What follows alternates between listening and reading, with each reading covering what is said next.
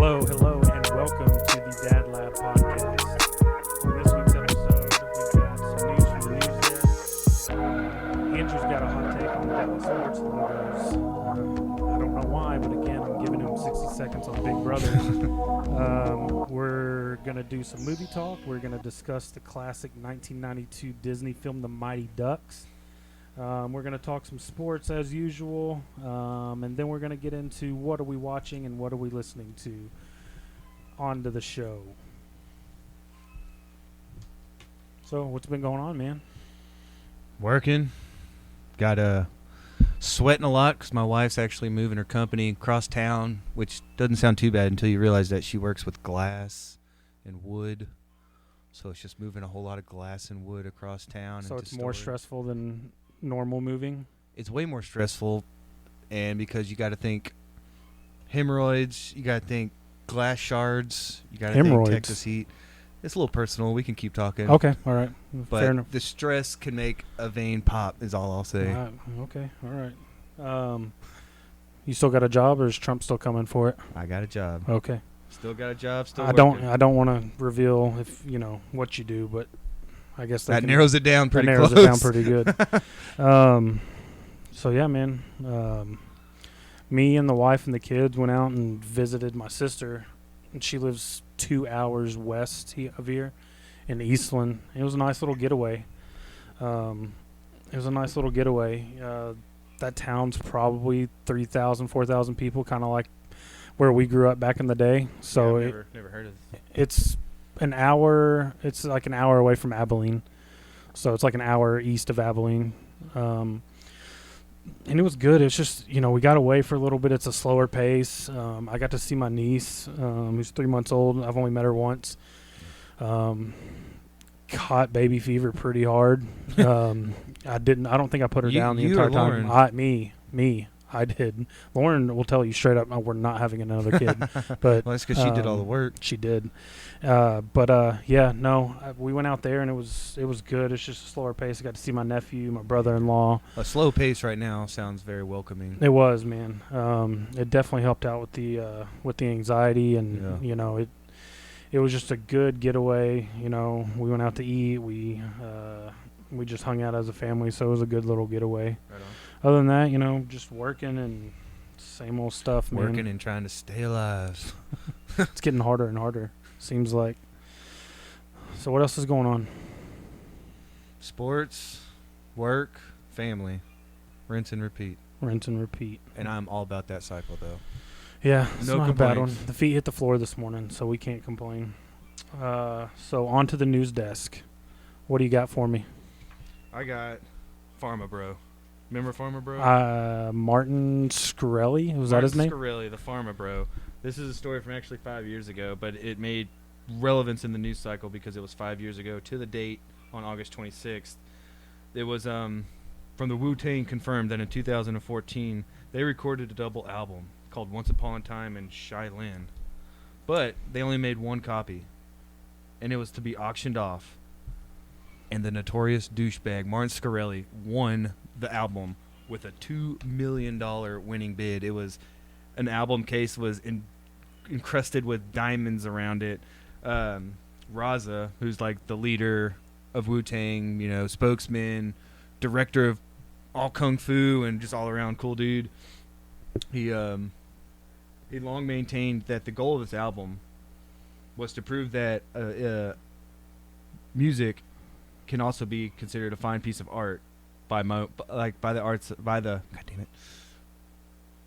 fine piece of art by someone like Monet or Michelangelo. It can be held by a single collector. He said people don't buy songs for 99 cents, but they buy $500 headphones, and headphones are useless without music. They stipulated that the album couldn't be released for 88 years unless the owner released it. And of course, it's Pharma Bro. He's a douchebag. He wasn't giving anyone a taste, so it kind of sat dormant.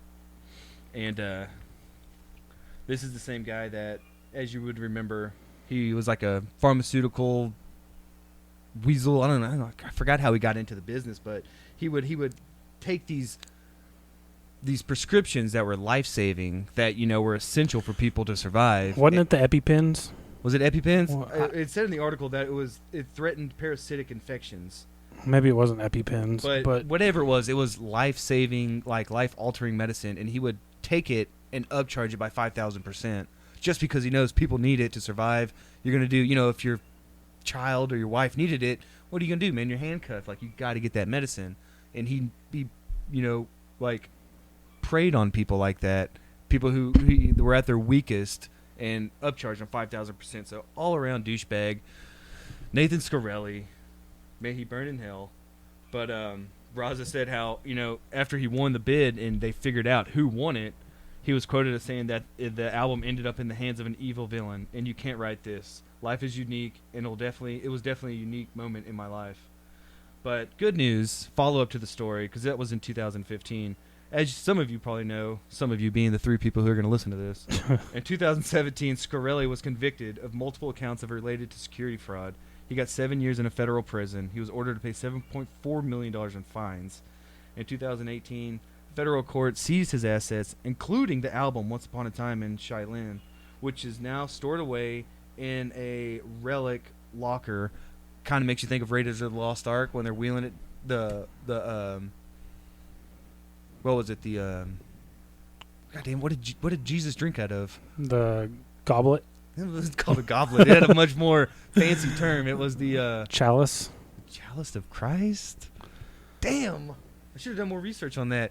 It was, fuck it. Anyways, so it's basically the DOJ, the Department of Justice, actually have it under their control now, because everything was seized from Scarelli, so it's sitting away like in this dark, damp, probably storage locker or somewhere. Now the federal government has it? The federal government sees it, the DOJ, yeah. So they're under possession of the one-of-a-kind, like, jewel-encrusted Wu-Tang album that Pharma Bro won for $2 million and then got arrested and got everything seized. So just when you see the headline, Wu-Tang Clan, one-of-a-kind album, bought by Pharma Bro, now in Department of Justice hands, you got to stop and you got to read it. So what you're saying is we either need Nicolas Cage or there you go. Or Indiana Jones to come out of retirement and get this thing. I mean, I'd go Nick Cage. If you can steal the Declaration of the Independence and then kidnap the President of the United States, this is a walk in the park.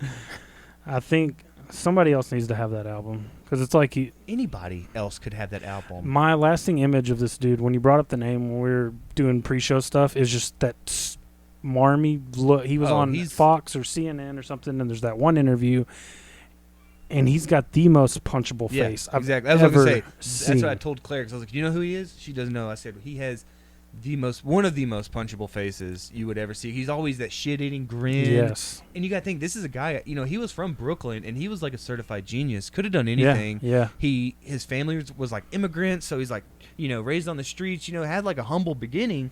But then he just figured out, like, I got the smarts. I can buy this company. I can upcharge 5,000%, and I can handcuff these parents who need this to save their family, to save their loved ones. Just a true piece of shit. If you're going to do that, if you're going to put people's lives in jeopardy just so you can make extra profit, you don't deserve Wu-Tang. Well, it's crazy because, like, I think I was listening to a podcast and they brought him up, and, like, the fact that he would do that to people and to families, like, he had a family member that had, it was like treatment-resistant depression, and that's kind of where he got his interest in, like, chemistry and science and kind of leading him down that path of into pharmaceuticals. It was a good beginning then, And for him to have that family history and then to do that to there's other just people, yeah. There's a special place in hell for people like that. Absolutely. But yeah, no, I remember that guy. He just had such a punchable face. Reading the story, they had the picture where he's just probably walking out of court and he just has that smirk on his face, and I was like, yeah, I remember this guy. All right, my news story isn't nearly as cool. More more funny, more of like a survival story. Like, yeah, what this guy did was wrong, but I mean, He saw an opportunity. it's a pandemic. Like, he's just trying to survive. But it takes us to Tampa Bay. Florida, of course. Florida man. The headline reads, homeless man lived in Al Lang Stadium luxury suite for 2 weeks, police say. And Al Lang Stadium is home of the Tampa Bay Rowdies, who are a second division soccer team here in America. They've got a storied history. They used to play in the old NASL, but now they're a second division club. But Daniel Albert Neha, 39, was arrested Sunday after a cleaning crew entered the room where he was staying and found razors, opened shaving cream containers, and blankets, St. Petersburg police spokesman Yolanda Fernandez said. Fernandez said the cleaning crew had not been in the room for some time because the space was supposed to be empty and cleaning activity was limited due to COVID-19. Stadium security reviewed surveillance video and found that Neha had been entering the merchandise store and food area. He was wearing Rowdy's clothing and eating the food that he had found. Surveillance footage showed that he had been in the facility since July 26th. They don't know how he entered the stadium, but he was able to... They think he was just able to blend in with the cleaning crew. So they just, he was spotted by people. They just thought he was part of the cleaning crew. So he's under ongoing investigation. He's held on $5,100 bond. I think they said he had like he stole like $1,000 worth of clothing. That was just to survive, though. Yeah, it's like he's trying to resell it and to turn $250 in food and drink. But he was living in the suite, so I mean, it's not like he was living underground. He did it right. If you're gonna do it right. And he's obviously a fan. If you got $1,000 worth of merch and only like $200 worth of food, your priorities is team pride. He was repping before he was eating. I respect that. He was repping before he was eating. But yeah, that's a Florida man, homeless Florida man. And setting a bond at $5,100 for a guy who couldn't even afford like a night at a Motel 6, they might as well make it $1 million. This guy's not getting out. He's gonna have to sit in jail. He'll serve his. He's getting 3 squares. That's true. But I guess where he came from, he went from probably living on the streets to living in a suite to now living in a jail cell. So it's kind of like he's flowing, but he's still not at the bottom where he was. So. Live like you said, 3 square meals a day. They give you a pillow. He's probably got a library to choose from. A book. He's riding the wave. But he made a friend, I hope. But that reminds me, like when I was younger, I was like, I would always like go into Walmart and be like, I wonder what happened if they just like forgot I was in here and closed the doors. About that, right? Yeah. Forgot it was called. I think Natalie Portman's in it. Is she pregnant in that movie? What? Yeah, I think it was like Natalie Portman or something like that. And she's like a pregnant teenager, and she just like stays in. I might be crazy, but I really feel like that was the plot of a movie. Weird. But I would always be in like Target or Walmart and be like, I wonder, like, that would be so cool if they would just like lock the doors and like forget I was in here. I could make a fort over in the paper towels. I could grab a grill from the outdoor. I could go grab me a steak, grab me some beer. You grab a bike and tour the whole store and just check out the stock room. I get, they have go-karts out, and I could just make a little go-kart track around the store. I mean, are we talking long-term or are we talking one night? One night. I could tear it up. One night, I might want to go to like an academy or I could tear it up in one night. Sports Good and Goods. What are you going to eat, though? Yeah, but it's one night. I can pack something. I'll bring some Nature Valley bars and a water. Oh, so this is playing my scenario when I was a kid. It just wasn't playing like, I don't know, like they just forgot, and somehow Walmart, I'm living in this alternate universe where Walmart closes every night, but, I would get locked inside of a Walmart, and that was always kind of like a cool fantasy or a cool dream as a kid, and be like, yeah, I could paper towel fort, and I could watch TV. I could break into the Xboxes and play Xbox all night. Eat all the ice cream. Yeah. That'd be cool. But Mr. Naha did that on a lesser extent. He did it to survive, though, so I can't. A little different than my childhood fantasies. That guy was just like, man, fuck sleeping on this ground again. That's nobody's staying in that suite. So you have a hot take that you were discussing with me, which I don't know if I agree with, but we'd have state to your case. It was a hot take I thought of on a whim because I was looking at our logos, and I love our Dallas sports teams, but the logos are all pretty weak if you think about it and this is compared to teams with like at least 3, if not 4 major sports teams. So you got to have something to compare it by. And I mean, you could just start anywhere you wanted with the Dallas Stars. I like the old logo better. I'm not a huge fan of the victory green. I don't hate it, but I like the more black, gold, and dark green. Yeah. And the Dallas Stars where the star was like in the A. Yeah. I like that. And now it's just a star with a big-ass D. That's a letter D. Big-ass D. With a star with the letter D in front of it. And I'm like, all right, pretty lazy, especially for a professional sports team. But then you go to the Cowboys. Cowboys have it's an iconic logo, so they'll never change it. But there was a lot of potential, especially when they first came here. Have you seen the old logo where it's like a little cowboy riding a horse? That's cheesy. I'll get to that. But they could have. I want an alternate, dude. I just want something that they wear once a year, once every 2 years. There's a lot of potential there for the Dallas Cowboys. Yeah, yeah, and they used to do those throwbacks on Thanksgiving, but that was more of a color scheme change. But there was than a logo. But there was some mandate about the helmets, like they have to be broken in or they can't be brand new or something like that. And I think that's why they kind of went away from it. I don't know. Don't quote me on that. But my thing is, and it's more, and yes, it involves our Dallas teams, but it's more of like a nationwide thing. Like I respect the Stars because they're not red, white, or blue.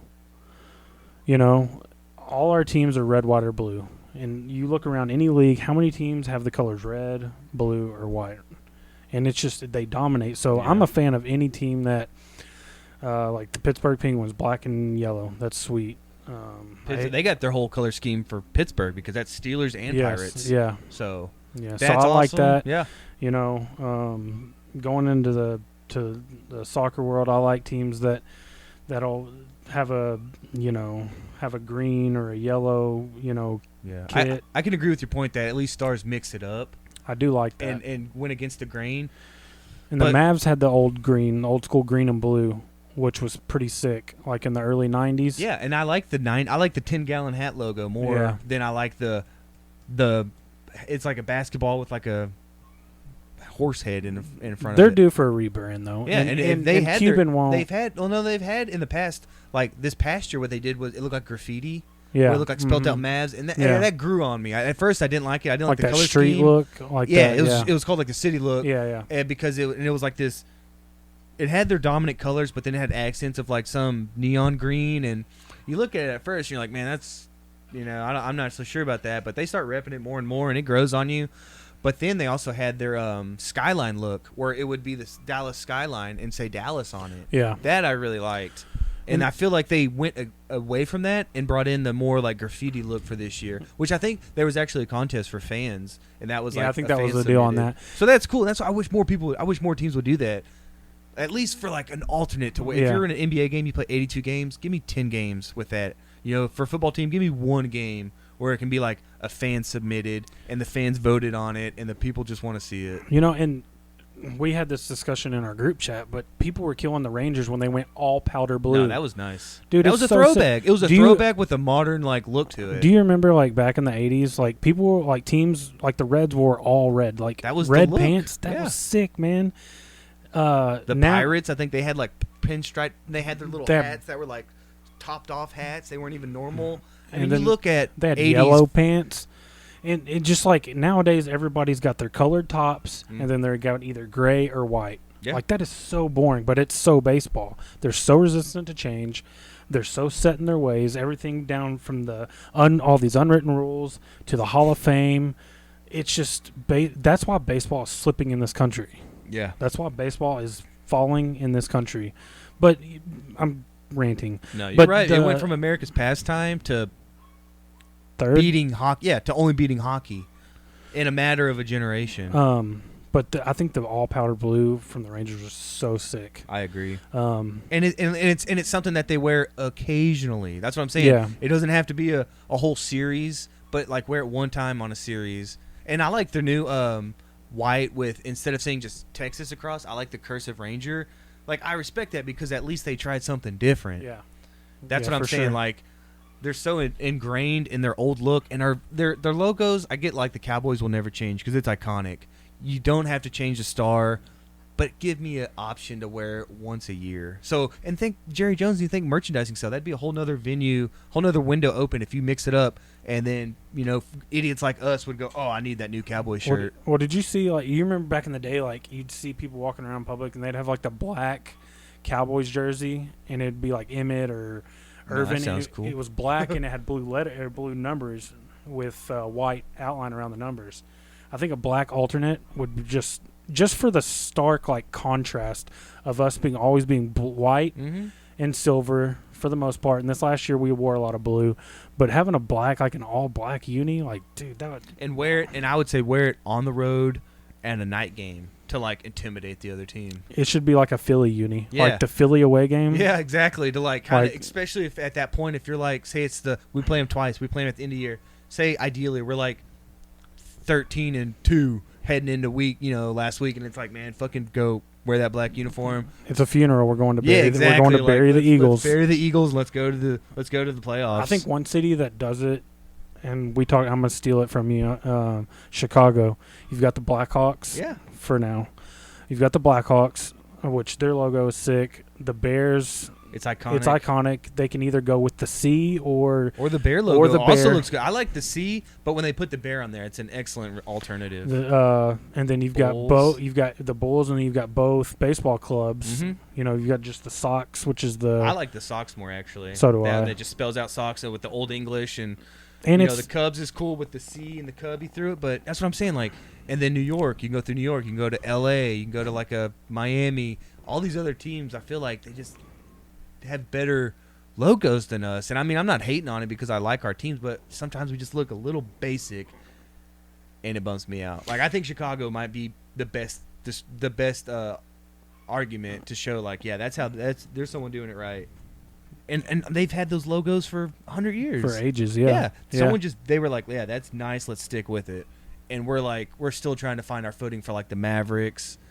I think Texas, what would you say the Texas logo is? The T? Yeah. Well, for the last 2 decades. But they've had other logos. I like the T with their new hats. It's a T with the state of Texas. The state of Texas. I think that's cool. Like I said, just give me something a little different. Well, it'll be hit or miss. I get it, but eventually we're gonna hit one. Well, you have 3 clubs that will change things up. Dallas will never change, and I'm okay with that because it is iconic. You see that star anywhere, and you know who it is. But if you were from, like, anywhere else in the world, and you were like, I'm gonna be a football fan now, and you saw that, would you go, or is that the Dallas Stars? Yeah. You don't see that and think, that's the Dallas Cowboys. With the Cowboys. Yeah, that's what I'm saying. It looks like we have 2 teams well, you called might. the Stars. I don't know. You might, because Jerry has done such a good job of branding internationally or marketing internationally since he took king. over. Yeah, you're right. Somebody will know because Jerry's marketed so well. But let me put this different. If you were an extraterrestrial. If you were E.T. All right. It's that time of the show where I let Andrew have 60 seconds on Big Brother, and I'm out. I'm going to sit back and let him. Well, let me just say, Janelle was voted out, so I'd like to take all 60 seconds to show a moment of silence for the queen of Big Brother, Janelle. Just kidding. That'd be awkward for our 3 listeners. So is she like legendary in the in the universe? Okay. Yeah, I was going to say Janelle would be on my Mount Rushmore Big Brother.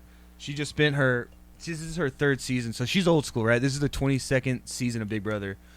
And she was in season 6, season 7, and now season 22. And each one runs for about 90 days from beginning to end. And she's made it so far on her first 2, and then she did pretty good on this one. Well, pretty good. She got evicted week 3.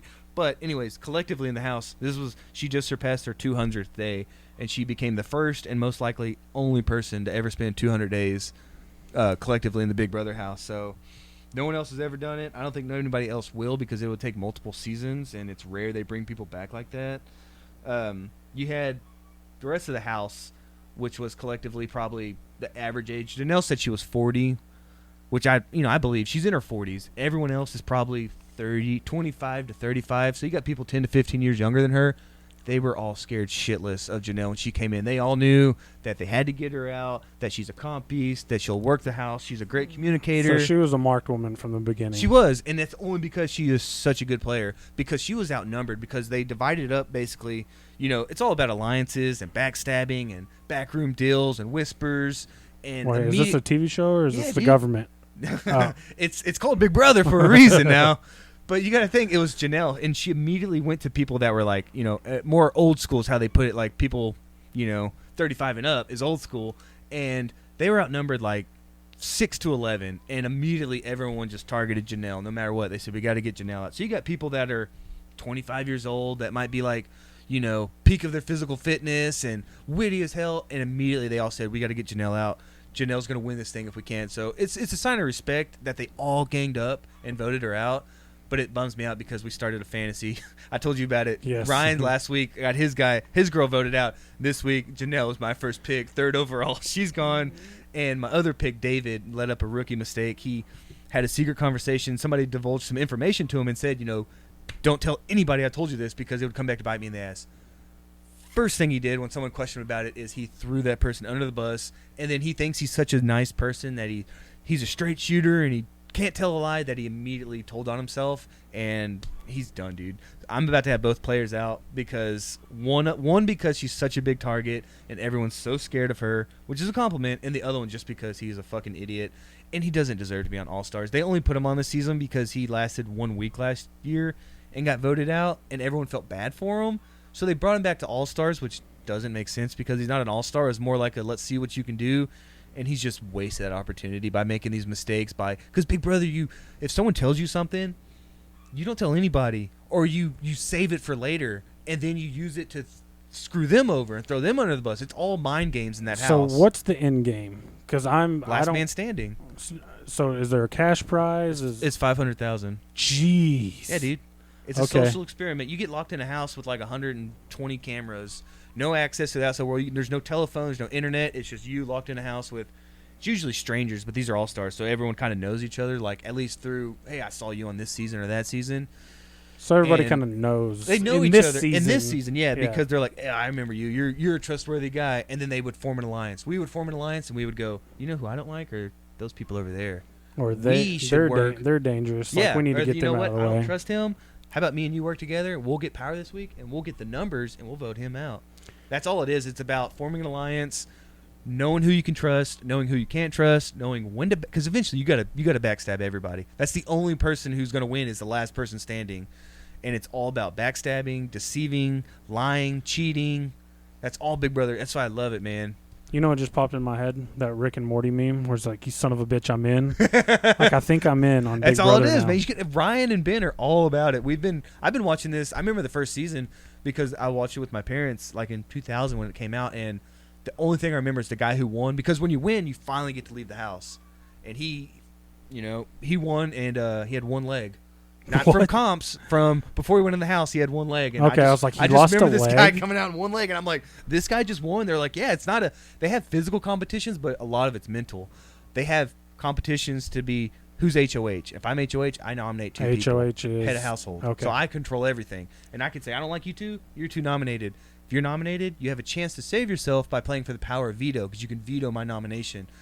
But it'll be me, the two nominees, and 3 people selected at random. We're all going to compete. If I win and I don't like y'all, I'm going to keep noms the same because I want y'all gone. If you win and you're nominated, you take yourself off the block. Now I got to nominate someone else. Or I can win and I can say, you know what? Matt's my real target. I'm going to backdoor Matt, and now Matt has no chance to save himself. It's all a mind game, dude. That's all it is. It's a very deceiving, untrustworthy house full of people who really, in the back of their minds, all they want to do is see you walk out that door crying because it gets you one step closer to $500,000. So people I would hate in real life. Yeah. Okay. There's people in that show, you're like, I can't stand that guy. And you're like, God, I can't wait for him to get evicted. And if he wins HOH, you're going, damn it. He's going to be in power for a whole week. And I got to listen to his head or her head get even bigger. That's all it is, dude. It's all about lies, deception, and backstabbing. Okay. All right. Just give it a chance. You may have convinced me. Is there like a season I should start on? Like if I can... If you go on the Big Brother, or not Big Brother, it's like CBS All Access. You can watch all past seasons. Is there like a certain one that's like just great that I should... I mean, they're all great, dude. Yeah, I would have to look and review the cast because it all comes down to the people who make the show, because you could be like, all these people were like really cool, or I didn't like half these people. And if you don't like them, you'll watch it just to see them cry or just to see them mentally, because people will break down mentally because you're shut off, dude. If you went on that show right now, you couldn't talk to Landry or Lauren for up to 90 days until you won.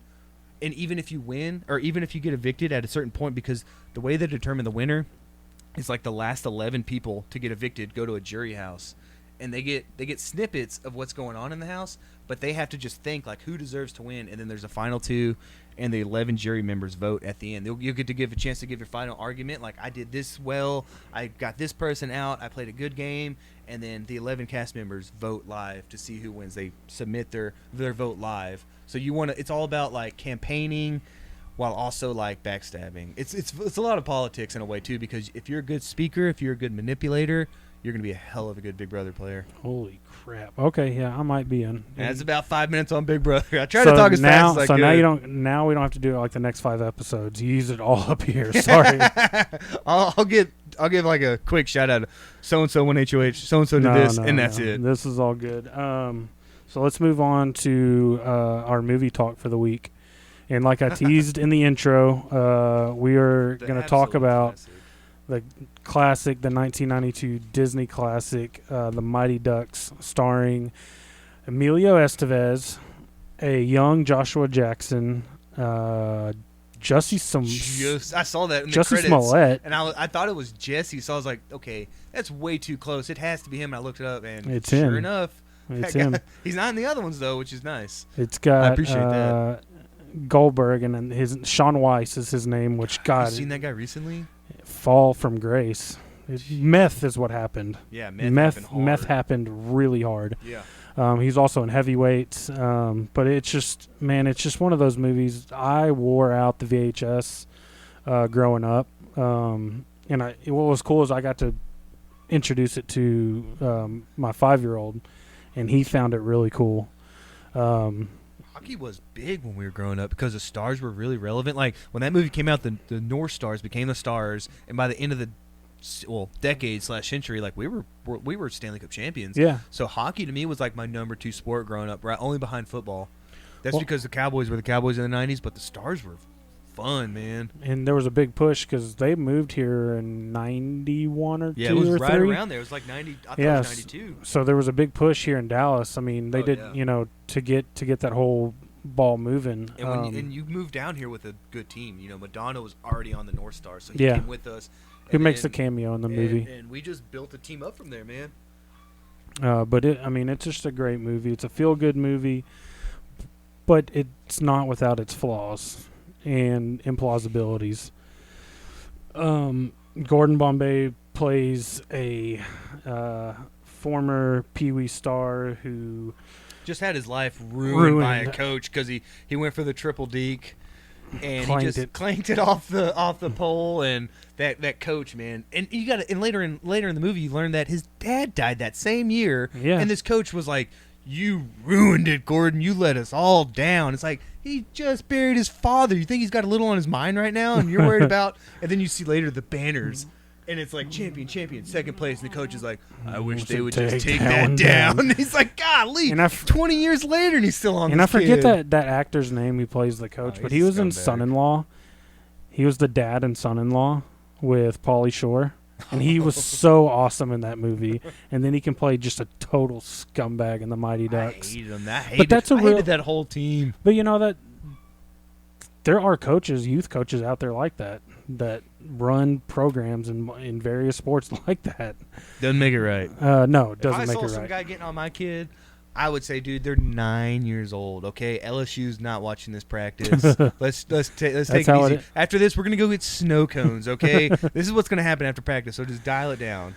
But Gordon Bombay plays a former disgraced youth hockey player who disowns the game totally and becomes a hotshot lawyer. Ends up getting a DWI after winning a big case, and his punishment is community service, which is his worst nightmare because his job is to coach a ragtag group of kids. Very ragtag. Bad News Bears, Little Giants style group of kids. I mean, some of them are just real shitbags.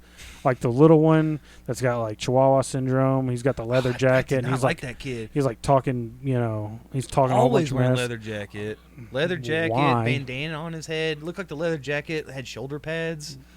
And then there was times where he would like try to act tough and like throw his shoulder on you. Yeah, like when he was walking out, there was once he was walking out of the locker room. 4 foot of them, yeah. Like, what are you in the fucking Hell's Angels youth program? Like, get out of here. There's certain. I'll just say I started the sequel before we came over, and I will finish it. But there's certain players I am glad they were not in the sequel. That kid included, and Jussie Smollett. Jussie. He was probably paying somebody to act like they were beating him up. But no, it's just a great movie, and it starts. Great montage. Great montage. Got to have a great montage to show how they go from ragtag to a solid just team. There's the episode where he goes to Duckworth, his boss, and he says, "Hey, we need some money," and they get to go on the shopping spree and get all new equipment, and then they act like hockey players, which bears the name the Ducks. That's where it's born. And then, he was teaching them. He wasn't into it. He was teaching them how to dive. He was teaching them how to cheat. And then, they get upset and they walk out and there's a mutiny and he's got to go, with his tail between his legs and to apologize. And he gets the kids back on his side. And then he notices Charlie's mom's pretty hot. That brings him in. That piqued his interest. He did the one thing he told her not to do. She told him not to do. Got close. Got a taste and just deuced out. He said, I have a chance to slightly improve my life. I'm out of here. But yeah, it shows him. Then he starts, he talks with Hans, who was his mentor growing up after his dad died. Ex-Nazi. I don't think so. Hans. I get a real Nazi vibe from that guy. His name isn't Lars. We don't know his full name. We just know him as Hans, and you can easily change your name. I guess. He just seems so grandfatherly and wise. That's what Nazis would want to do when they come to America. I guess. You got to blend in. You got to be the ultimate, nice guy, because think of the war atrocities he committed across Europe. He told him, help the kids fall in love with the game, and it shows them slowly, coaching, and then they get a little better, and turns out they need one more game. All you need is a carton of eggs. Yeah, soft hands. That's soft hands. It goes a long way. And then you strap a kid to the goal and fire pucks at him. And then leave. And then just leave them. But no, and then, it's a classic 90s sports movie where, of course, he's going to face off against his old coach. Yeah, you could see it coming a mile away. They're going to play the Hawks. It's going to come down to, one final shot. And then we didn't even talk about Gordon using his excellent lawyering skills and figuring out that Adam Banks, who is the star player for the Hawks. That was a G move. Figuring out that, hey, they redrew the district lines. He's technically on my team. Either play or you got to forfeit all the games. Turns out, of course, that the coach and the kid's dad are friends with Duckworth, who is the boss. And money influences everything. And then Gordon picks his team over his job, and Adam Banks ends up playing. And what's really messed up is in the championship game, Adam Banks' dad is sitting on the Hawks side with the Hawks jacket on, even though he's still rooting for his kid, but he wants his son to score 6 goals, but the Hawks to score 7 goals and win. My question was do they go to therapy together or separately? Because they're going regardless. And then he ends up getting knocked out because they've got, goons. Yeah, they got a goon for a 9-year-old hockey team. But it's still a great movie. It still holds up. It's one of those movies that you love growing up and you think it's flawless. And then you watch it later on and you kind of pick it apart, but it's still a good movie. And at the end, it had the sequel set up because he's going to go try out and... but I'll be back because we got a title to defend. And I was like, fuck yeah, I love a good sequel setup like that. I was like, and I ordered the whole trilogy, so I'm just, I'm going to watch the other 2 this weekend. I'm in. I got Stars on Sunday, and I got Ducks World Tournament this weekend. There are some things, though, he recruited Pete from Pete and Pete and his sister. Yeah. And his sister's out there wearing figure skates, and she's doing pirouettes, or I don't know what you call it in figure skating, in the middle of the ice when called a distraction. So was it Conway got that goal or Banks? Spazway? I think it was Conway, but in real life somebody would have destroyed her. Oh yeah, they would have just checked on the ice. Yeah, she would have just been a spot in the ice. But nevertheless, I'll tell you who has potential on that team that we're not talking about is Fulton Reed. We're talking about a defenseman who, even in those skates at that age, was probably at least 6 foot, just a total intimidator. Probably had a full bush,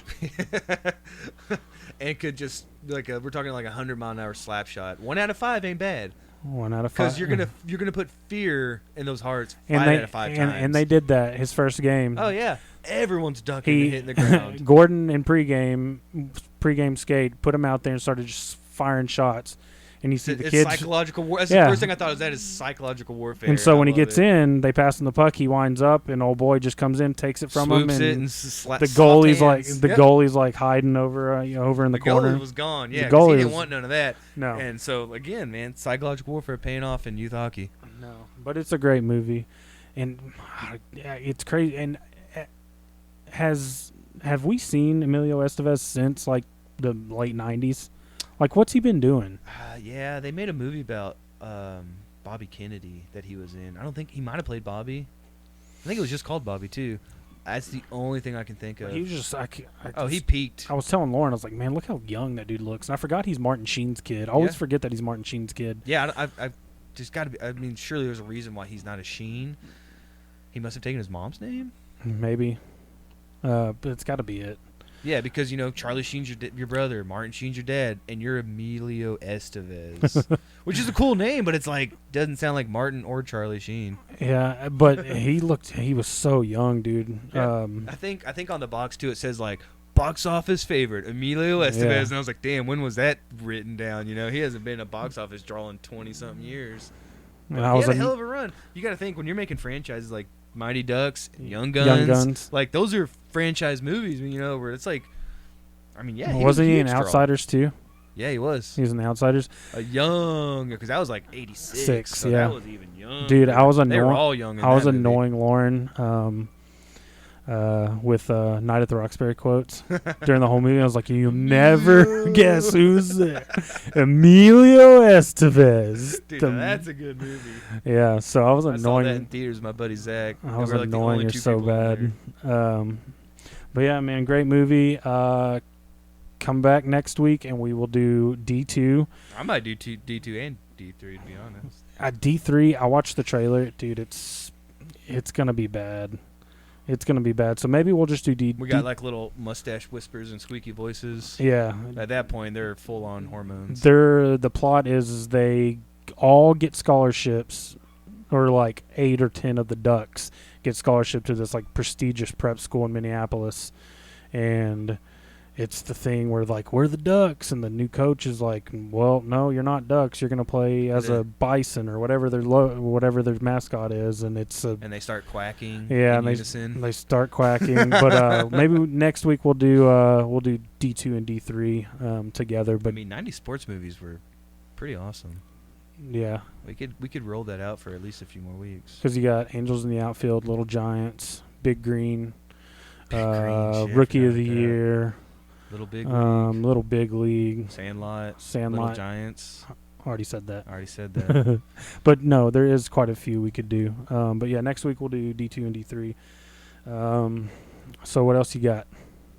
We'll talk some local sports. Local sports. Let's do it. What sport you thinking? Let's talk Rangers in their Joey Gallo situation. Well, Joey Gallo conundrum. Joey Gallo's just, I don't know how you feel about him. I think he's probably sadly our best offensive weapon. That doesn't mean I'm thrilled about it, because I like 450-foot home runs, but I also don't like a 210 batting average and potentially like leading the league, if not top of the leading board in strikeouts. So he's got 2 more years of control, and after that he's going to be one of those guys that's probably 10 years, $300 million is going to be the starting point. It can only go up from there depending on his agent. So just, I don't know. I get how he's a building block, and he was an all-star last year here. He would have been before his injury. He would have been in the home run derby, but I think he was also hitting like damn near 270 at the all-star break. You know, like if this guy can hit for average, and I hate when they say on the radio, if he can just hit 250, like I don't want my $30 million player to peak at 250. I need a guy that's gonna. Yeah, but if he's hitting 250 and hitting 40 bombs and 112 RBI, I mean, I'm not going to complain. I am. That's a lot of money, man. And that's a 10-year commitment. Yeah, but I don't. And his OPS, I get his walks. His walks have gone up, which is great to see, because you got to get the OPS up, the on-base percentage. And I don't know. I just get hung up on, and he's not chasing as much as he used to. It used to be like when Hamilton would come up, and Hamilton would be like, all right, this guy's either going to save the day or he's going to chase a slider in the dirt. He's either going to be swinging at nothing or he's going to win the game. And I feel that parallel between him and Joey, and I get why he's your only big piece to build off of. So you might have to keep him, but I'm thinking if we could, I don't think we'll get a Teixeira level deal where it's like, yeah, give me all your prospects. No, he won't. He's not going to get that haul, but it's like, I listen to phone calls. If I'm JD and somebody calls about it, I'm picking up the phone. If they say I got something for you for Gallo, I'm not going to say he's untouchable. You know, he's not a Trout or a Mookie Betts or any of these other guys that are worth $30+ million. I mean, if you got to pay him, I'm not going to be upset because I've seen what we did with Sin-Shu Chu, and he's better than that guy. Well, what scares me is that we don't pay him, and then he turns into Chris Davis in Baltimore, and he just starts mashing for 4 or 5 years. Are you? That can't be serious. Have you seen Chris Davis lately? Well, lately, but there was like a there 2 was or about 3 2-year window. There was about a 2 or 3 window but, after he left when he Baltimore's was mashing. Eating that. Yeah, but it's not worth it. If you sign him a long-term deal and you get 2 years out of him, it's not worth it. Those are guaranteed contracts, man. You can't void that. You can't sign a guy for 10 years and say, when you sign a guy to 10 years, you say, I hope we eat it on the back half for like the past 2 or 3 years, the last 2 or 3. Yeah. You can't say we're going to get 2 good years and then we're going to have to pay this guy $140 million for the next 6 and just eat it. We'll leave that to the Angels. Yeah. Angels like to eat up our garbage, so maybe we could trade Gallo for Trout straight up. I'd make that trade. Would never happen. Trout is an untradeable guy. I think Trout is going to be the greatest to ever play. You're not fielding any phone calls for that. No, not unless you say I'll give you the stadium. The farm. I'll give you the farm and the stadium. Trout, I think, has the skill set to be the all-time greatest. It just sucks for us as baseball fans that when has he played meaningful baseball? Ever. Because they keep making dumb decisions. They keep making Pujols decisions, Josh Hamilton decisions. C.J. Wilson. They got all our old guys. You know, and that's prohibiting the team from building around properly and you know, Shohei Ohtani, like, what's he going to be? I mean, he's not going to be a pitcher, I'll tell you that. Yeah. So that's got to kill a guy, too, because he's without a doubt the greatest living player. I think he's going to be the greatest of all time, and he hasn't played, like you said, a meaningful game in October in his life. And that may be, you know, and it may get to a point to where he forces himself out, where he does want if you to can go, give a team like KG, Kevin Garnett, played in Minnesota, never made it past the second round. He was MVP of the league, never made it past the second round, and he was like, y'all got to trade me, man. Like, this is done. I'm never going to progress past this with this organization. Traded him to Boston, championship. Yep. Anything is possible. All right, what else we got? Well, still got more baseball. You got more baseball? Because the trade deadline's coming up, and you got Mike Minor and Lance Lynn. Let's get rid of them. Let's get what we can for them. I think that everyone's for sale with the Rangers. I think we're 10-19, depending on how tonight's game goes.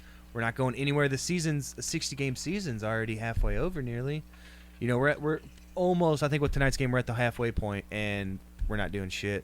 Let's get a top 5 pick. Let's get all the prospects. Mike Minor, his contract's up at the end of this year. He was an all-star last year. I think he was the 5th in Cy Young, and Lance Lynn was like 7th. Now it's flipped. Now Lance Lynn's pitching his ass off. 4-0 with like a 1.59. You got to strike when the iron's hot. I love Lance Lynn. He's my favorite player on the team right now. I would trade him. I would trade him only if I got the right deal. But even if it was close to the right deal, I would trade him because you're not going to do shit this year. I'm in the camp, the firm belief if you can't win it this year or in the next 3 years, foreseeable, tear it down. Let's start over. Rangers are the only team in Dallas I feel that are in that group right now.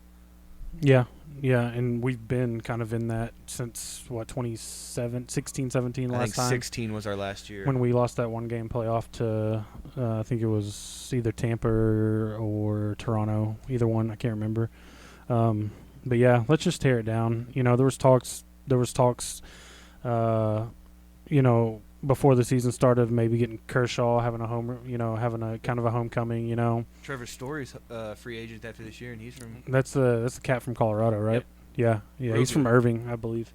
But yeah, let's just tear it down, or get some new ownership who's gonna come in and want to spend money. You know, That'd be nice. now that you've got a new stadium, you've got a Joey Gallo to build around. I think this thing it's more. So you'd rather build around Gallo and trade the? I think so. Because then our next option is pitching is the only thing we have a plus on, starting pitching. Lance Lynn has this year and next year of control, so that would be your biggest haul, and he's your best pitcher. So realistically, you would trade Lance Lynn, and then you would just Trade Mike Minor. trade Mike Minor for whatever you can get. It's not going to be much. It's not going to be much, but get him off your books. He's a free agent after this year, anyways. Might as well get something for him. Might as well get something for him. Yeah. You know, and let's bring up Josh Young. Yeah, I've heard that. Let's get him some reps. You know, let's get him some time. And I don't know how the rules work with bringing players like that up and service time. I don't, and with this year being, as wonky as it is. Yeah, that can't count as your first year of service time. Yeah. Towards arbitration. Yeah, and I don't know. I would bring up Josh Young now because these games are meaningless. If it were like a playoff push, I wouldn't want to bring him up because I wouldn't want that pressure on a first-year player who's like a year out of college. But you can be like, dude, it literally I know you wouldn't tell this to him, but you got to think these games don't matter. We're not making the playoffs. We're playing for a draft pick right now. Let's get the best pick we get. Go out there and swing for the fences, man. We could. There's going to be teams making a playoff push that could use a guy like Todd Frazier. I like Todd Frazier. So do I. The I Todd really Father. like Todd I like the Todd Father, but he's like, even though he's brand new to the team, he's like, I'd really like to keep Todd Frazier. But he's like that everywhere he goes. He's kind of like Boban. Yeah, he's kind of like favorite. Boban, where he's just a locker room favorite. He's a fan favorite. He's a pizza guy, which is near and dear to my. I'm a pizza guy. He's a pizza guy. He's from Jersey. He's a Jersey guy. So he's a pizza connoisseur. So I like him, for that. But there's going to be a team who needs a veteran presence. And he's a solid veteran presence. He is. He could walk into a team, especially like a young team, and demand a clubhouse. They will respect Todd Frazier, unless you go to he was. Maybe go to Atlanta. A young there team. You go, young team. But give Josh Young those reps at third because he's a third baseman, I believe. But I just say, let's just tear it down. Let's tear it down. I like Kiner Falefa and I like Solak. Those are probably two position players that I'd really like to keep. But and then you got Gallo. Everyone else, and Gallo. You're right. And then Gallo's just kind of. I don't know about the money, but you got to spend the money somewhere. And I have a fear that he's going to lead the league in strikeouts at one point. But if he can also get me 50 bombs, it's a fair trade. Yeah. So he's not going to be an average hitter, I don't think, ever in his career. But he has limited his strikeouts, and his walks are improved greatly. So that tells you he's watching, he's learning, and he's watching for his pitch. So I got to respect that. That's a big progression for him.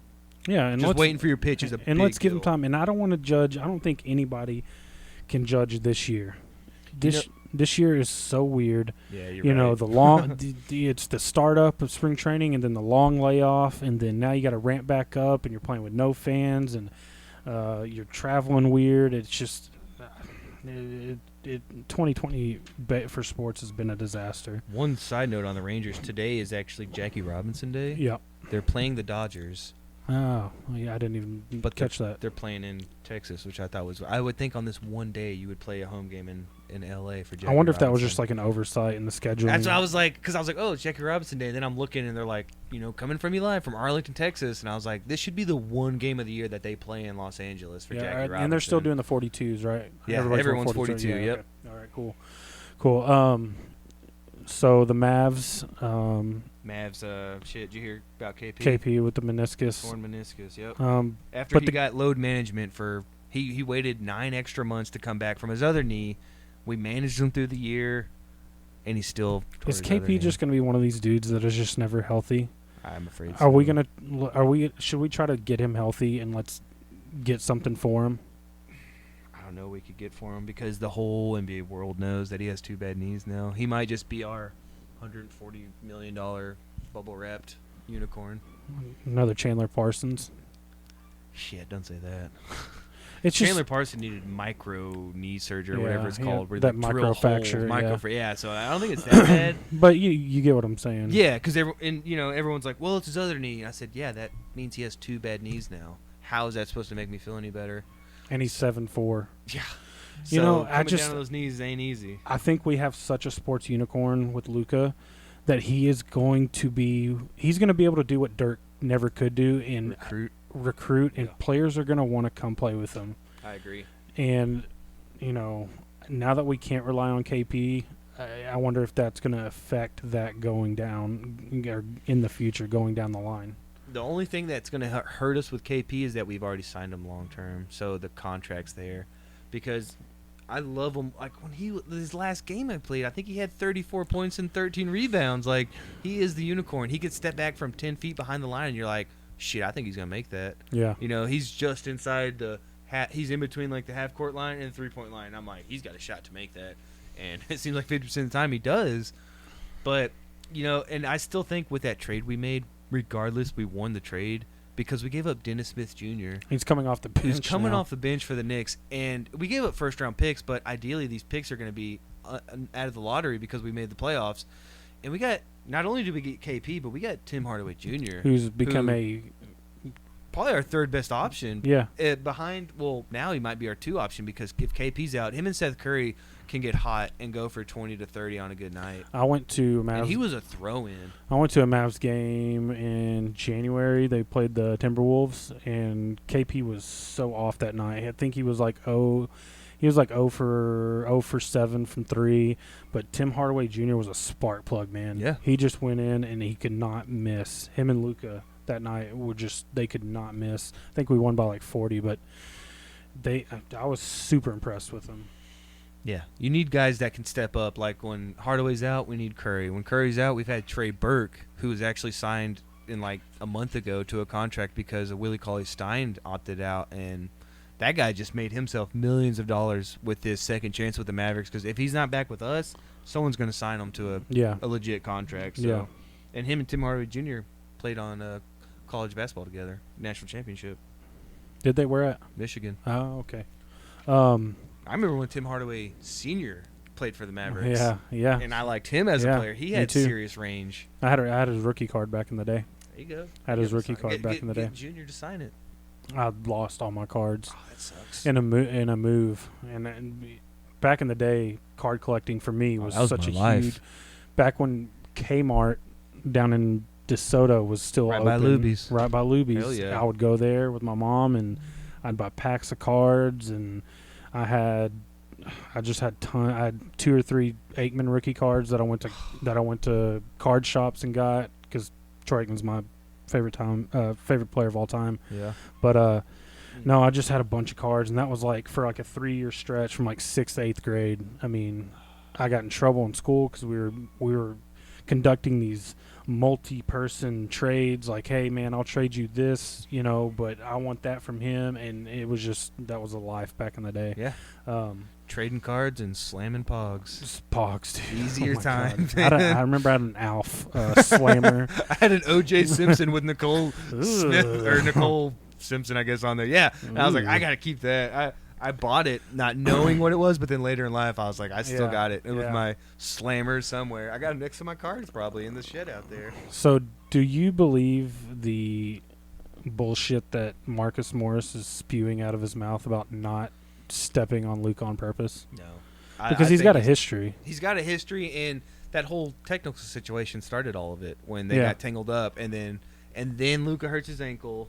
And then he starts stepping on it. There was 2 different times when he did that. There was one where we all saw it, and then there was another one where I think Clippers had the ball. So like Luke is going to play defense, and Morris is trailing him, and he kind of almost steps on more on his Achilles. Back of it. He did, and he kind of adjusted his he kind of shuffled his feet to get his steps right. 2-step. You can see him adjust his stride. So he's landing on that Achilles, and the other one they submitted to the league was when I think Luka took a 3-pointer. He got all in his shit, and he got in his face, and he jumped and landed on the ankle. That's the quickest way to roll an ankle, because if you're 2 feet in the air and I get in your space and you come down on my ankle, that's an immediate roll. Is it time? Is it time for Luka to get some high tops? Maybe. Yeah, because I need those ankles to be fresh for 20 more years. Yeah, because he is a shooter, but he's going back to what we were talking about last episode when we were talking about Curry.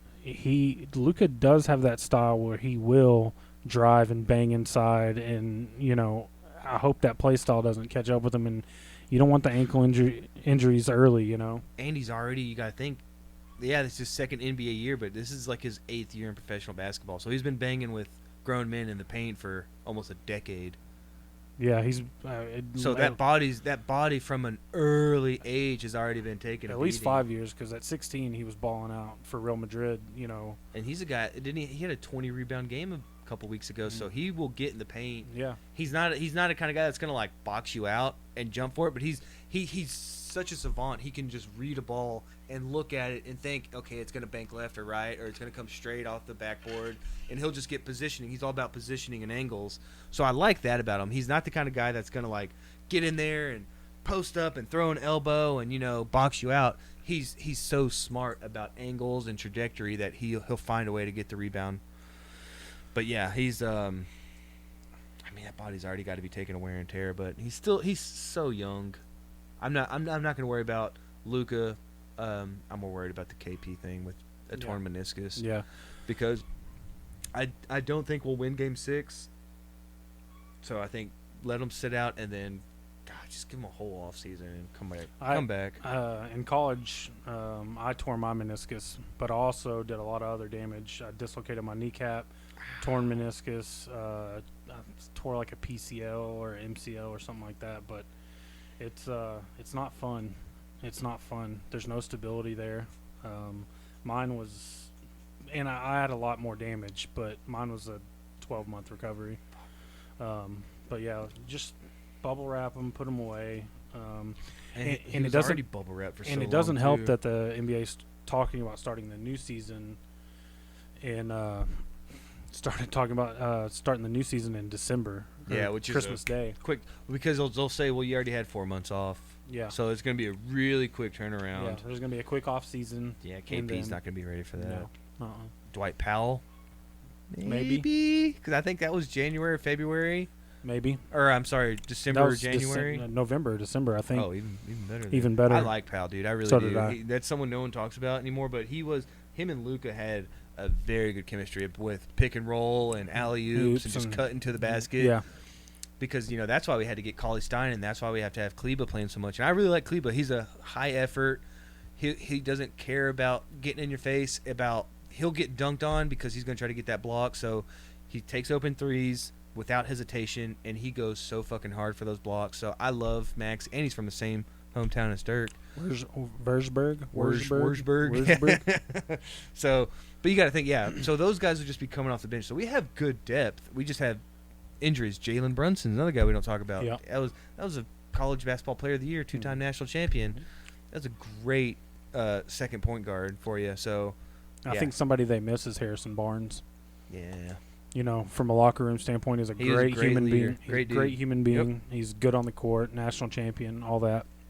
NBA champion too with the Warriors. Fair trade though, because we wouldn't have had the cap space to accommodate KP without him. So healthy Harrison Barnes is still not as good as a often injured KP. Yeah, true that. So Stars should be playing Sunday. Yeah, we're playing Sunday. And when the Stars are hot, when they're playing their best, I think they're the best team in the league. Granted, I don't know as much other teams. I know more in our division, so I know Atlanta was supposed to be our toughest matchup so far, and I think we've played them really good. They got the MVP. McKinnon's probably going to win the MVP, and we blew them out twice. And then the other game was neck to neck. We had the lead until we gave it up, and then they threw in an empty netter to make it look worse than it was. And that was the first time they beat us all year. Yeah, and that was on a 5-game winning streak because after we're down 2-1 at Calgary, we won those 3 or 2, and then we won the first 2. I guess it was a 4-game winning streak. No, they were up 2-1. So yeah, we had to win 3 straight to win 4-2, and then we won 2. So we were on a 5-game winning streak against good teams. And then tough game. Miro should be okay. I haven't heard anything, but Miro should be fine. He's a hockey player. It's playoff time. He's hockey playing. Players could have their jaw detached from their body, and they'll be back out there skating. But Sunday's going to be a big sports day. You've got you've got Stars. You got the blue-white scrimmage, which is going to be Mavericks play Game 6. Mavericks, and Stars. I got to say, what bums me out about them on the same day is that we had a nice rotation with Stars one day, Mavericks next night. Yeah. My wife hated it, but I was living the dream. I would just rotate, like, oh, sorry, honey, we can't watch Ghost Adventures tonight. Stars are playing, and it's at 9:30. That I don't love. I don't know why they're doing that to us, because these are key matchups. This is the 2-3 series. Shouldn't we get prime time like 7 o'clock? Again, they're going to give that to the big markets. Dallas is like the number 4 market. I guess Boston's still in. Not in hockey. Not in hockey, but you're right. I think they've got this series. It's going to be we're a winner's town, so the Stars train is just going to get more and more steam as we continue to move on. Totally. Especially if they make it, because I think they said the last time we made the conference finals was like 2008.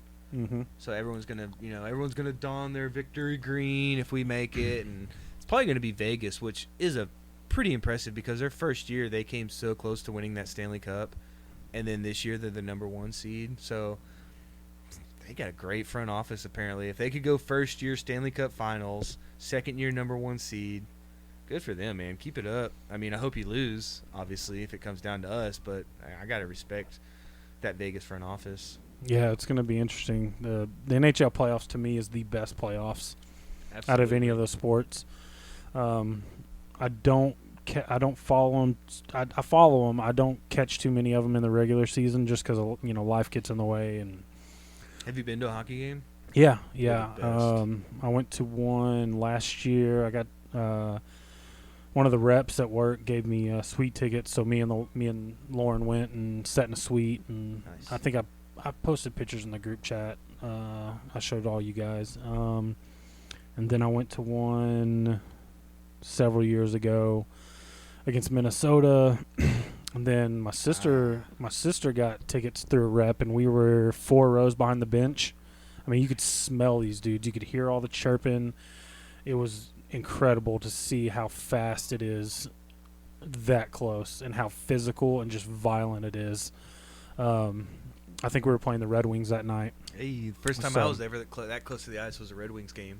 Me and my dad at a reunion, and I don't know, he probably got it from somebody at work too, because shit, my dad ain't buying us tickets that close to the glass. Yeah. But I mean, we were from here to, you can't guesstimate how far I am, so I'd say 10 feet, 3 or 4 rows back, and it was the same thing. It was like that I remember that experience more than any other sporting experience as my childhood was that game. And it was the Red Wings. I had the ticket forever.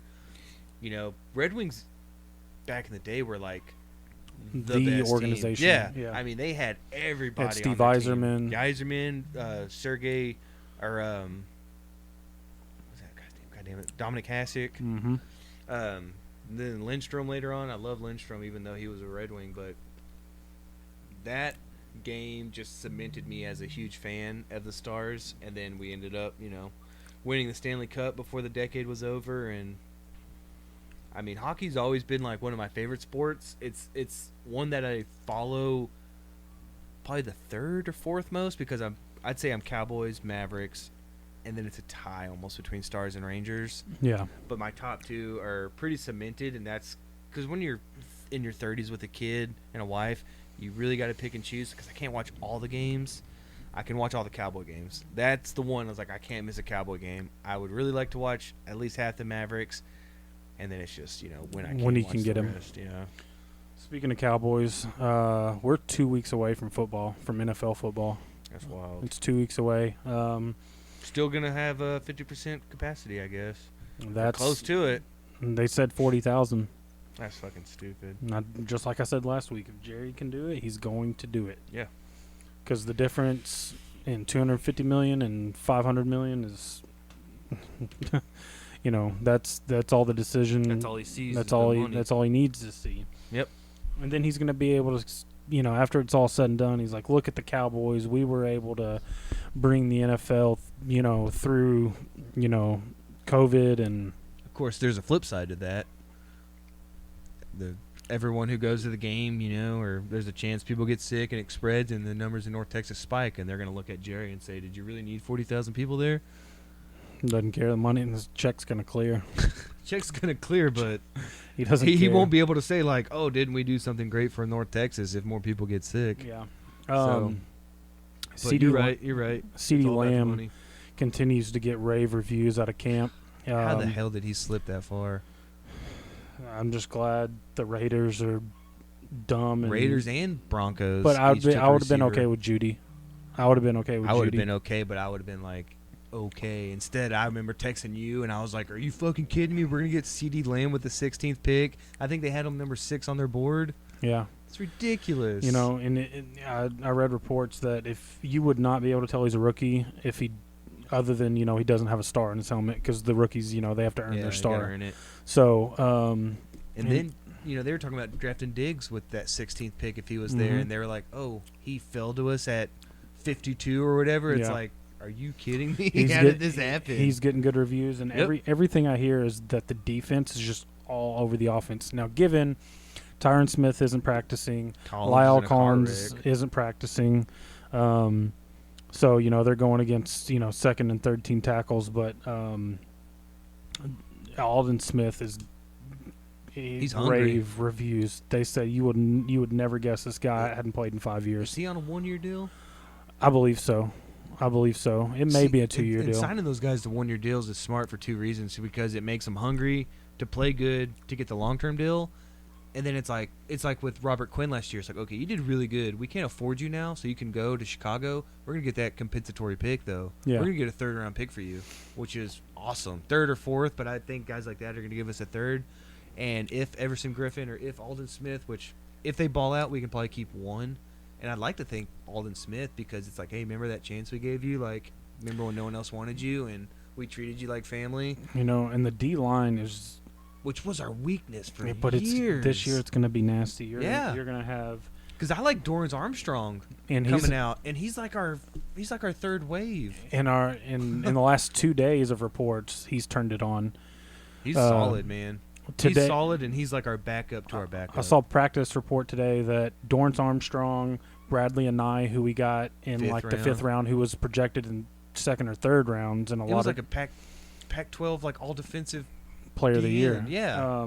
So Bradley and I, Dorrance Armstrong, Aldon Smith, Griffin, and D-Law all had sacks today. Wow. Or would have been. You know, they would have been sacks. And then even the nose tackles, even without McCoy, we still got Dontari Poe, who's the best we've had in years. And nobody's talking about Tyrone Crawford. Nah. I'm not going to count on him until I can see a full year. But he can play. Crawford. He can play inside or outside. Aldon Smith. He can also get on the IL pretty quick though, too. Yeah. That's why I know what you're saying. I know he's a great leader. He's a vocal leader, but you know I can't count on a guy who hasn't played a healthy year since I was like, 10 years ago or whatever. Aldon Smith. He can even play a little outside linebacker for you. But this defense is not going to be what it's been. You're going to see a lot of looks. It's not going to be, it's going to be a lot of movement. It's going to be a lot of different looks.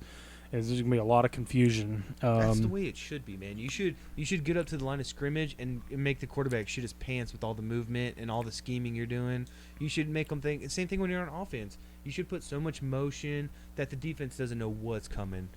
That and with a Garrett Marinelli offense defense, it was the exact opposite. Other players would be like, oh, blah, blah, blah, they're doing this, they're doing that, and they would call out our plays because they would see our formation. We'd line up just like we did every other play, and they'd be like, yeah, we know it's coming. Just look for that A gap. Look for Zeke coming through that gap, or look for Cooper to run a slant right here. It was all predictable. So, yeah, I would love to just confuse the shit out of everyone like you should do, because football is a little, it should be a lot of psychological. It should be, I'm going to get in your head, you're not going to know what's going on. Well, at this level, the talent gap is so thin. Yeah, so that's why coaching is so it's all about scheme. It's all about how you present it, the packages that you run, the personnels that you trot out to, 11 personnel, 12, 13 that's where personnel. You get your advantage. That's where you get your advantage. Like you said, the skills are neck and neck. The talent gap is nil. Yeah. But one more from the offensive side, one more winner. Ben DiNucci, the 7th round quarterback from James Madison, is getting rave reviews. Really? I'm not inside like you, so he is getting rave reviews from everything I'm reading. Yeah. I mean, they're just saying he's cerebral. He can move a little bit. He's actually getting some comparisons to Romo in that aspect, where he's getting out of the side of the pocket. This level doesn't seem too big for him. Sweet. So, if we can stow this guy away, slip him through waivers, get him on the practice squad, because obviously we have Andy Dalton in the number 2 spot. But some of the losers, Clinton Dix has been a train wreck from all the reports I've heard and read. He has not shown up. So would you want Earl Thomas? I don't know. And with his character, it's sketchy to me. And I don't have the stats in front of me, but somebody on YouTube broke down Ha-Ha's stats from last year and Earl Thomas's stats from last year, and they had the same amount of interceptions, same amount of pass deflections. Now, Earl had more tackles because he's gonna. I think in Baltimore he had a little bit more free range to roam and play the box a little bit and play the run a little bit, so he had more tackles. But the pass breakups and the interceptions were the same for the two players. But that being said, do I think Earl Thomas was the player he was 5 years ago? No, but is he probably still top 5, 6 safety in football? Yeah. It depends on what kind of deal we can get him on and what's it going to do to the locker room. Yeah, see, that's my thing, because I think we can get him on a cheap deal because after having a threesome with his brother and some girl and getting caught by his wife and then punching a teammate, his image and the locker room feel he would have, it would be at an all-time low. But he is from Texas. He's always wanted to play in Texas. So I think he would want to come here, and I think he would give it on a prove-it deal, like a 1 year, however million, and we could flip a switch and make that happen. But then you have to bring him into your locker room, and you have to know that the last 2 teams he kind of burnt. Remember when he left, he forced his way out of Seattle, and when he left, he flipped off the coach with leave it on the cart. And then his last thing he did in Baltimore was punch a player in the face. So it's like the talent's there, but he's the AB of defense. And would you want to bring AB in right now? Don't ask me that. I wouldn't. Don't ask me that. Because he's a cancer, though. He is. The talent's there, but you got to think the locker room, and it can throw off the whole. I think right now our locker room with the coaching staff is riding high. I think they have, and if in a perfect world I could get a guarantee, and he could live up to that guarantee, and I would say, yeah, 1 year, $5 million, let's go win a Super Bowl this year. But if he comes in here and starts doing some of that stupid shit, I have to say, like, you're gone, man. I'm gonna go to Clinton Dix, and our team's gonna suffer a little bit, but I can't have you in my team. We have a young secondary.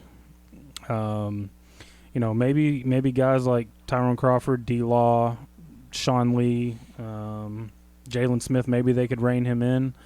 Who, Thomas? Yeah.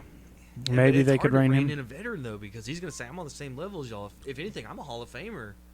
I'm a Super Bowl champion. It's not like bringing they're going to tell you. Guy. Well, I'm going to tell him it's my locker room. We don't do that here. And he's going to have a short leash. I don't know. The fact that he's from Texas and always wanted to play for the Cowboys. Maybe that would be him on his best behavior. Yeah, maybe. I think that's what I'm saying. I think that's his only saving grace is he's always said he wanted to come here. So maybe if he does come here, he'll chill out a little bit. It's talent, all the talent you would want. And I think it would be so cheap because of all the crap he's done. I think we would get him on a great deal. So I would lean towards doing it, but I would say, man, you're on a short leash. If you fuck up, you're gone. But they have the blue-white scrimmage. It's not televised though, right? Yeah, Channel 21. Oh shit! I Channel thought it was 21 just on the radio. No, Channel 21. This is all Sunday, all Sunday, and then my wife's gonna be pissed. Nah, she'll be all right. Just give her a coloring book. And then we do have some college football tomorrow. Some legit college football, and if you'll give me a second. So why did I see the schedule? Why did I see college football September 26th? Was that like the big boys? That's coming like back? Yeah, that's like prime time. Prime time. Like Kurt Herbstreit calling it. And yeah, that's Chris the big Fowler. boys. Because all the American Conference is playing. Man, just give me football. Are you kidding me? Is playing starting in the middle of September. Let me see. This is great radio.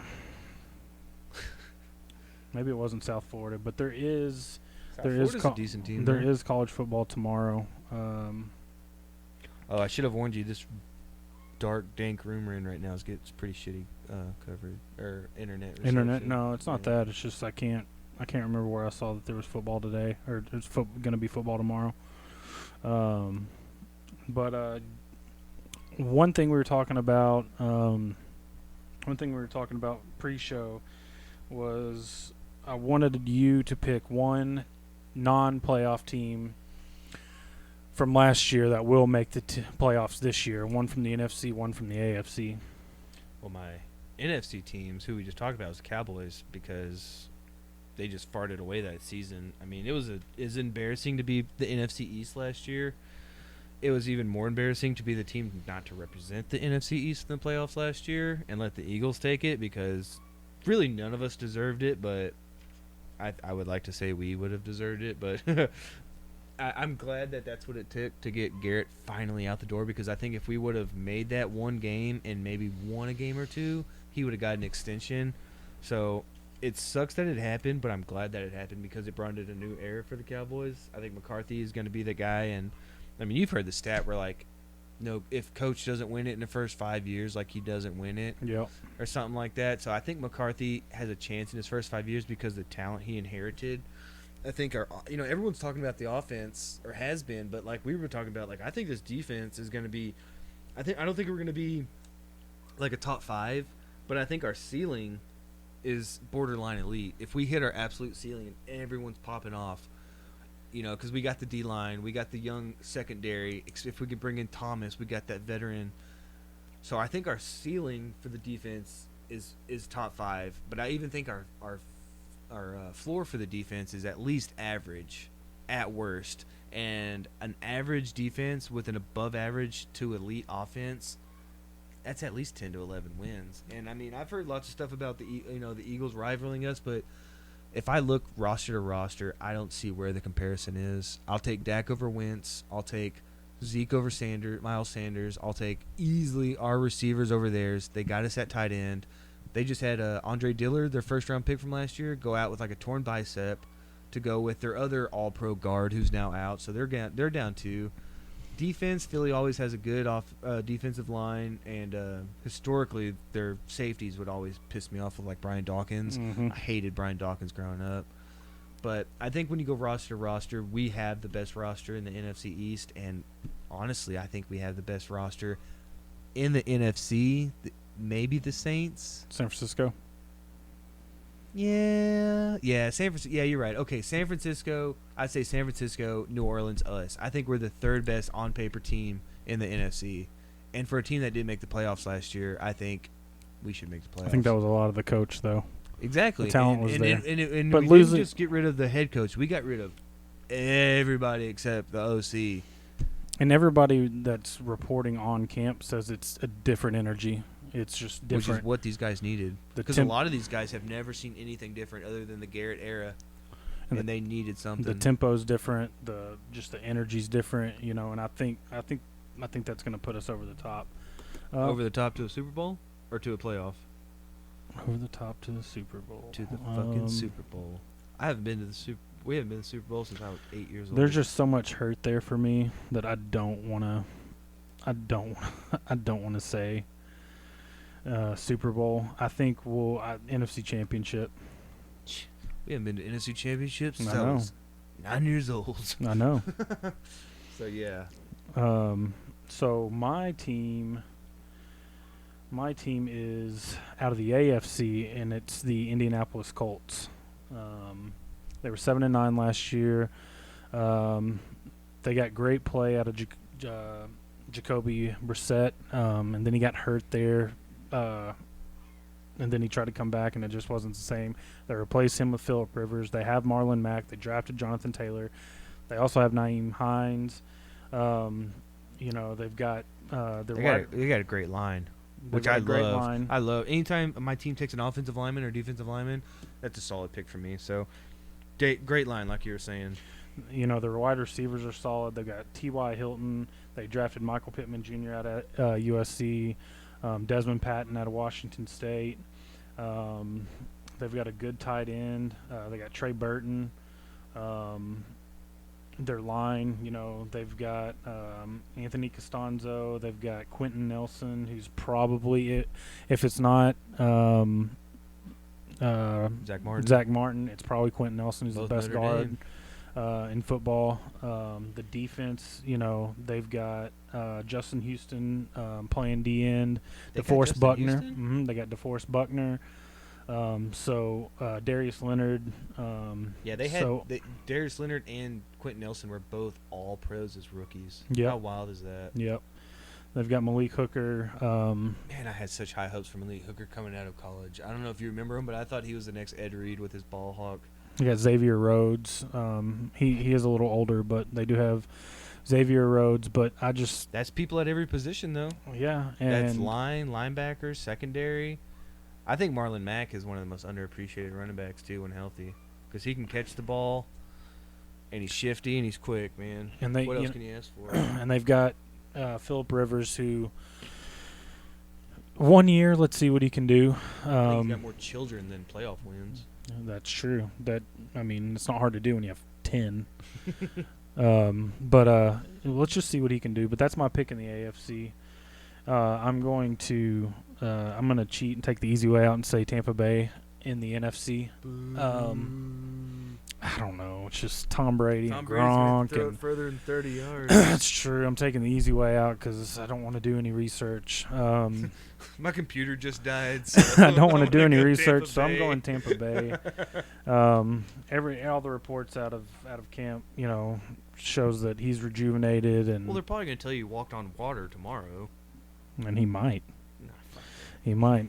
But he's got a good core wide receivers. He's got they have a solid core. I'll give you that. I'll take our receivers over their receivers. Yeah, no, all day. But we're gonna have 3 1,000-yard receivers. You might be sarcastic, but I think we might. No, I'm not sarcastic because Okay, we good. we were a couple of Randall Cobb drops away from having 3 1,000-yard receivers last year. Michael Cobb with CeeDee Lamb, so that's what I'm saying. I think our offense is legitimately going to average 30-something a game. That's why our defense only has to give up 20-something a game. I think the defense is going to be better. I made the mistake of drafting them early last year in our fantasy league. Yes, you did. But all the reports out of training camp last year was this defense elite. They're nobody knew Jalen was going to regress and LVE was going to get hurt. LVE. Please come back. Robert Quinn came in and played great. But nobody knew the linebacking situation was going to be such a that was our shit show. That was our greatest asset on defense, was that linebacker. I thought going forward we had the best linebacker core in the league, and that quickly disintegrated. But LVE is the next thing. You can't push a guy back from a neck injury in football, so I understand letting him sit, but I just hope he's healthy, because when he's healthy, man, he's fun to watch. Yeah, he is. Seeing a guy going sideline to sideline, that big, that fast, it's just fun to watch. And they're going to move Jalen to a weak side linebacker this year, which should help him because he's a really good blitzer. Yeah, that's what he wants to do. That's what he wants to do. Is just rush the quarterback. So that's what that's going to give him some opportunities to do that this year, and I think that's going to work. That's going to help the defense. So that was some NFL talk, some general sports talk, and that moves us into the What Are We Watching segment, where we kind of discuss what we've watched this week, any cool movies or shows or documentaries or anything like that. For me, I watched the limited Netflix series High Score. It was a 6-part series on kind of video game history here in America. The first episode was all about Atari and Space Invaders and how that came to be, and the second episode, I want to say, covered Nintendo maybe, and how Nintendo started out, in Japan, and then their push into the American market. And then the third episode was about how Sega, gave them some competition, and how Sonic was born and how he was created, and it had a pretty lengthy segment on Madden and his impact on sports games. And then it had some stuff about like the Nintendo World Championships, the Sega World Championships, and got into role-playing games.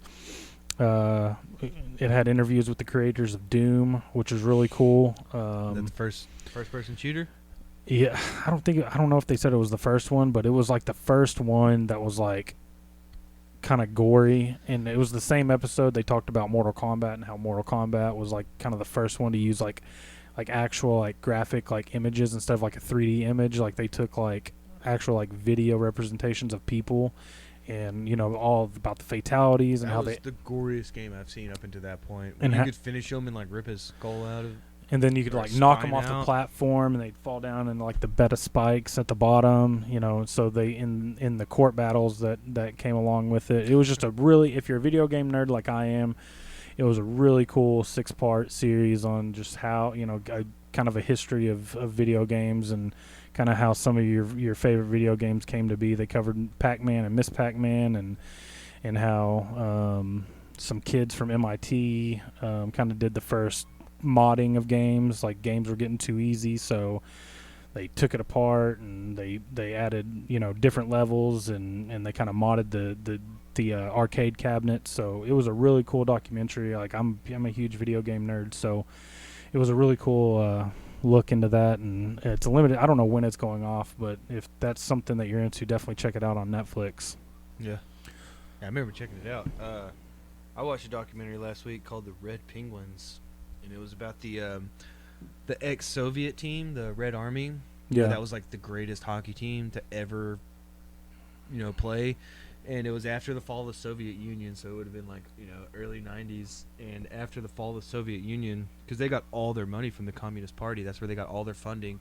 And after that, like after the fall, like the whole country was just, it was a wasteland. It was like there was nobody to control everything, so the criminals and the gangsters kind of took over, and the poor became poorer, the richer became richer, and it was just a lawless land. And no one could support their hockey team now because they had no money to get it from. So the Pittsburgh Penguins, the owners there, actually paid for a 50% stake in the Red Army, or the Soviet team, the Red Army, and they renamed them the Red Penguins. And one of the partners in that group was actually Michael J. Fox. So they had old interviews of him when he was talking about buying this team, and they kind of rebranded them. They sent this young guy from New York to go over to Russia and like acclimate the team and make it more American, because when he got there, they're like they were selling tickets for the equivalent of like, it was like the equivalent of like 6 cents. You could get a ticket to this game, and they were like, no, you need to charge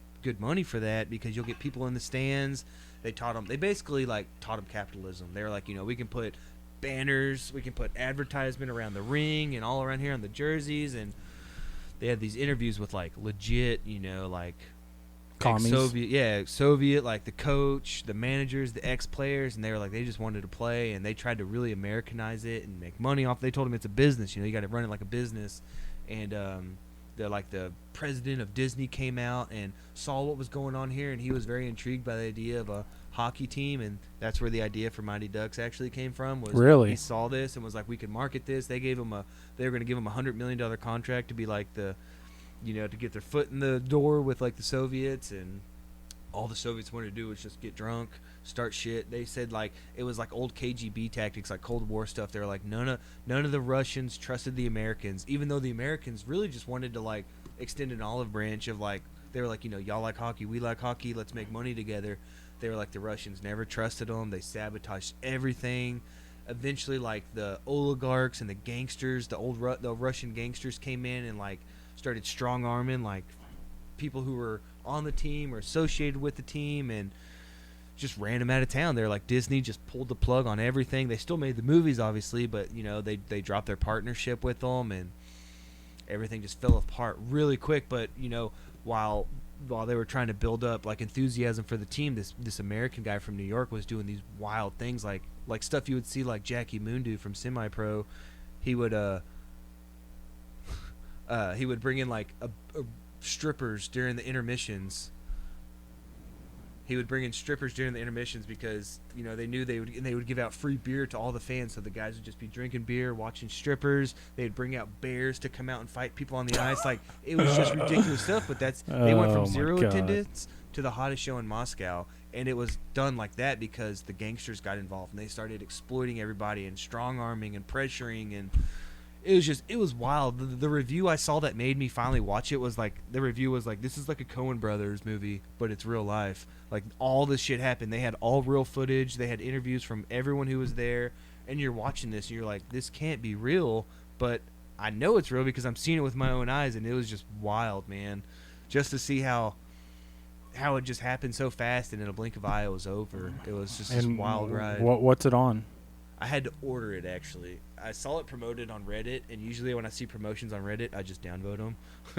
But I saw this. It was a quick trailer, and I watched it. And, I mean, you know, when I'm a snob, too, so when I see this stuff, I look up, oh, what did it get reviewed-wise? Like Rotten Tomato, it got like 97%, and they were like, this is a movie that could win some Oscars. Like, well, a Oscar for Best Documentary. So I rented it. It was last Saturday because it was after the Stars game. After the Stars won, and I was on a high note of hockey, and I was like, yeah, let's keep this rolling. I watched that movie, and then I watched Mighty Ducks shortly after that, because when I saw that connection, I was like, you know, the stars aligned, literally. Pun intended. Yeah, pun intended. So I was kind of just like on a hockey streak this past week with Stars riding high up until Game 3, and I ordered the whole trilogy of Mighty Ducks. You should still be riding high. I'm still riding high. I'm going to watch D2 and D3 tomorrow night, most likely, and then I'm going to watch Game 4 Sunday. I'm not mad at you. So what are you listening to? Dad Lab, man. Dad Lab. Straight Dad Lab on cycle. No, I listened to Swindled again today, which I think, you know, in my opinion, is the best podcast to listen to. If you're into stuff like that, like, if you're... kind of describe, you know, for anybody who doesn't know what Swindled is. Just if you want to learn about all the pieces of shit in the world that take advantage of good people and exploit just for their own financial and personal gains, and listen to stuff like that, really like, I listen to it and it pisses me off and it irritates me to know that there's people like that, but it's really interesting. So I'll always listen to a new one, and I like the fact that he'll give you like a is it a prelude? Yeah, he gives you kind of like a it'll be like, you know, here's a story similar, and then it'll be like, ended on today's episode, and the fact that it's a guy from Austin, and he does all his own research, you know, it's no outside help, it's just him and a guy who does his music for him. And I looked on today on their website, and they have sweet merchandise. Yeah, man. I don't know they if you've do. seen that. They got dad hats, which I'm gonna get. Yeah. They had some really cool artwork that's like black and white, and you know, if you're into Swindled, you would know it's just like pretty much anti-capitalism, like anti-big brother, anti-big government, and all that it's stuff. Stories of, you know, like the title suggested, people getting swindled, a lot of white-collar crimes. White collar, that's what it really is. A lot of white-collar crimes, yeah. You know. I don't know if, you know, any of the listeners have ever heard of the Monopoly, the McDonald's Monopoly scandal. Yep. Like, he covered that. He covered... what was our guy named? Scarelli, yeah. His Pharma Bro, jacking up prices, like something like that. If you have an item and you can exploit people for your own financial gain, you're going to get on Swindled, and hopefully you're going to go to jail. Yeah. So, that and just more Willie Nelson. A lot of Willie Nelson this week. Shotgun Willie is probably my favorite album. There you go. By him. So there you go. Check out Shotgun Willie from beginning to end. It's a very. He tried to mask his pain, but he's going through some heartbreak in that album. There's some good times. Whiskey River is on that, and Shotgun Willie. But then there's like sad songs, and Waltzes is a great song, and you could tell he's going through some shit. Just grab some whiskey and give it a list. Throw it on the record player. Absolutely. My podcast suggestion for this week is a podcast called Reply All, and it's a Gimlet podcast, and they just kind of cover random stories from the internet. They had an episode where it actually turned into like a 4-part episode. This guy was getting prank called, not prank called. He was getting scam called from India. And they were saying, hey, you know, we're from Apple. Your Apple ID has been, you know, compromised. You know, pay us X amount of dollars and we'll fix it. Well, one of the guys on the podcast just got curious, and so he started calling them every day and harassing them. He's like, hey, you don't remember me? You called and said my computer was infected. I just want to know what the scam is. You know, I'm always game for a good scam. Kept harassing him. Finally, he started talking to people who had left the company, and eventually it led to them going over to India, meeting up with the head of the company, almost getting themselves into kind of like a sticky situation. The guy brought muscle, and they led him down a dark alley to a restaurant, and That's not good. but it's and they tell just all kinds of crazy stories from the internet, and just crazy stories kind of from Reddit, you know, and they'll do stories on that. But it's called Reply All. You can find it anywhere you get your podcast. And as far as music goes, I've been kicking it old school here lately. I've been listening to a lot of Block Party. Silent Alarm is their first album. It's probably, or their first full length album, and it's probably one of my top 3 albums. That's probably another topic for we can do on another show. Like top 5 high school jams. But Block Party, Silent Alarm, I've been jamming that a lot this week. But yeah, so I think that about does it. You got anything else? I'm ready for football to start. 2 weeks, brother. 2 weeks, and Tomorrow. No, College. I did look that up. It's a week from yesterday, so Thursday. So the 3rd. I believe it's September 3rd. So it's a week from yesterday. I got my dates wrong. That's cool. That'd be a Thursday night game. Thursday night game. Yeah, it's like FIU and UAB or something like that. Matter. So it's the American Conference because they're playing. If it's on TV, I'll watch it. Yeah. After Big Brother. After, of Thursday's course. eviction nights. Of course. But if you would, you can leave us comments, or if you got any questions or any topics for any future shows, you can write us an email at thedadlabpod@gmail.com, and be sure to go on and leave us a rating and review on Apple iTunes, or on iTunes. That'll help us out. You can find us on Spotify, Google Podcast, and Stitcher. For Matt and Andrew, we thank you for listening, and we'll see you next week.